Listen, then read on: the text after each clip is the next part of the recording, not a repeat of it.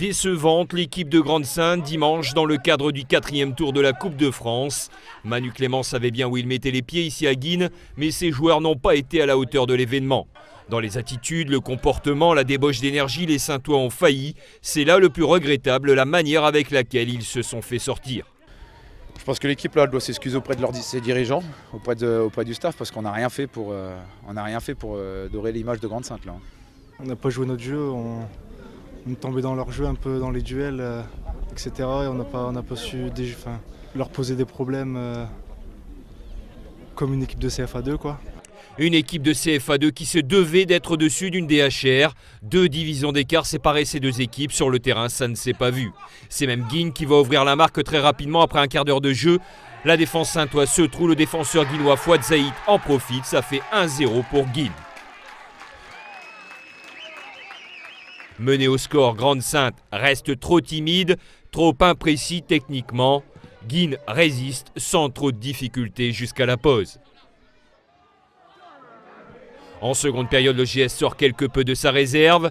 Sur cette action, Guînes voit un drapeau qui se lève, qui se rabaisse. L'action se poursuit. Sur ce centre d'Abdelakouzar, Maxime Batoméné parvient à reprendre le ballon de volée. Un but heureux pour Grande-Synthe qui égalise un partout avant d'entamer les prolongations. 2 fois 15 minutes durant lesquelles chacune des deux équipes aura son mot à dire.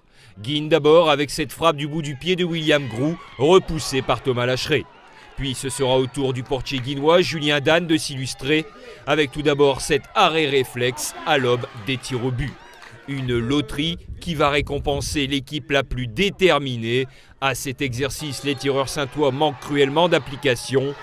Ni Abdelmalik Belaredj, ni Gaëtan Bultel, ni Maxime Batoméné ne trouvent la place pour battre le très bon Julien Dan.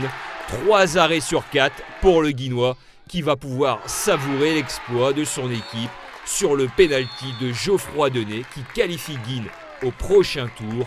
Grande-Synthe s'incline au pénalty, 3 tirs au but à 1. Une défaite difficile à digérer pour Manu Clément. Je ne sais même pas si on peut être déçu, sincèrement. Ou alors on est trop peu à l'être. On avait prévenu les garçons de la difficulté de ce match, de la qualité de cette équipe de Guînes. Mais on a tout sauf fait un match de Coupe de France. Donc maintenant place au championnat. Bravo à cette équipe de Guînes qui mérite amplement sa qualification, même si celle-ci s'est jouée à la loterie des tirs au but.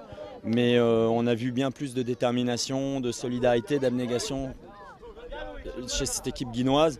À l'inverse, nous on a failli dans beaucoup de domaines.